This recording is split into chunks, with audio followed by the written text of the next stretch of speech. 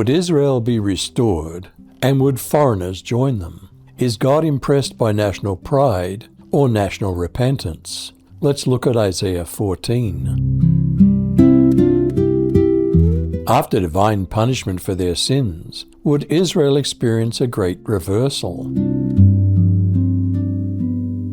When the Lord has compassion on Jacob and again chooses Israel and settles them on their own land, then strangers will join them and attach themselves to the house of Jacob. The peoples will take them along and bring them to their place, and the house of Israel will make them their own possession in the land of the Lord as male and female servants, and they'll take their captors captive and will rule over their oppressors. Will Babylonian oppression end and people finally be at rest and at peace? On the day the Lord gives you relief from your suffering and turmoil and from the harsh labor forced on you, you'll take up this taunt against the king of Babylon. How the oppressor has come to an end, how his fury has ended. The Lord has broken the rod of the wicked, the scepter of the rulers, which in anger struck down peoples with unceasing blows, and in fury subdued nations with relentless aggression. All the lands are at rest and at peace. They break into singing. Even the junipers and the cedars of Lebanon gloat over you and say, "Now that you've been laid low, no one comes to cut us down." Are the departed spirits of the dead excited and stirred up to meet the Lord at his coming? Hell, that is Sheol, the place of the dead, from beneath is excited about you, to meet you at your coming. It stirs up the dead for you, all the chief ones of the earth. It's raised up from their thrones, all the kings of the nations. They all shall speak and say to you, "Have you also become as weak as we? Have you become like us? Your pomp is brought down to Sheol, and the sound of your stringed instruments. The maggot is spread under you, and worms cover you." Is the king of Babylon symbolic of a once bright and shining angel who fell from heaven, who because of his delusional ambitions became the devil? How are you fallen from heaven, O shining star, or Lucifer, son of the morning?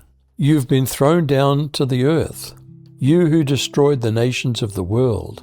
For you said to yourself, "I will ascend to heaven and set my throne above God's stars. I'll preside on the mountain of the gods, far away in the north. I'll climb to the highest heavens and be like the Most High."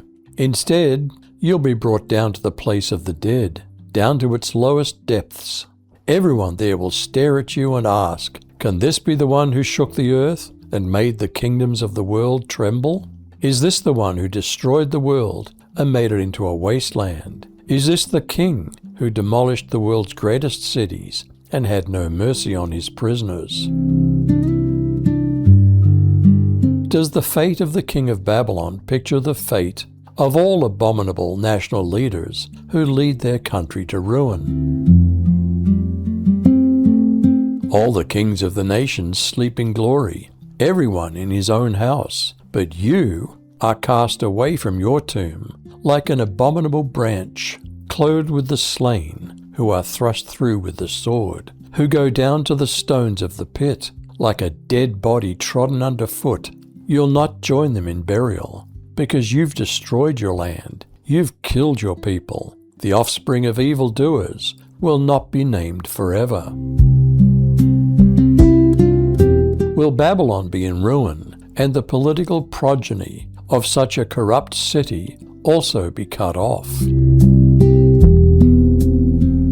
Prepare a place to slaughter his sons for the guilt of their father. Don't let them arise to take over the earth, or fill the world with cities. I'll arise against them, says the Lord of heavenly forces. I'll cut off Babylon's renown and remnant, offshoot and offspring.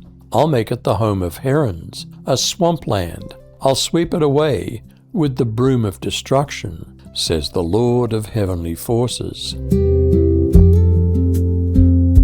Will the Assyrians before the Babylonians also be wiped out? The Lord All-Powerful has made this promise. Everything I've planned will happen, just as I said. I'll wipe out every Assyrian in my country, and I'll crush those on my mountains. I'll free my people from slavery to the Assyrians. I've planned this for the whole world, and my mighty arm controls every nation. I, the Lord, all-powerful, have made these plans. No one can stop me now. Should the Philistines not rejoice too much over Assyria's defeat, because their own destruction's coming? In the year that King Ahaz died, came this oracle, Rejoice not, O Philistia, all of you, that the rod that struck you is broken. For from the serpent's root will come forth an adder, and its fruit will be a flying fiery serpent. And the firstborn of the poor will graze, and the needy lie down in safety. But I'll kill your root with famine, and your remnant it will slay. Wail, O gate, cry out, O city, melt in fear, O Philistia, all of you, for smoke comes out of the north, and there's no straggler in his ranks. What will one answer the messengers of the nation? The Lord has founded Zion, and in her the afflicted of his people find refuge. How important is national humility to God as opposed to national pride? But he gives greater grace. Therefore he says, God resists the proud, but gives grace to the humble. Would Israel be restored, and would foreigners join them? Is God impressed by national pride or national repentance? You decide.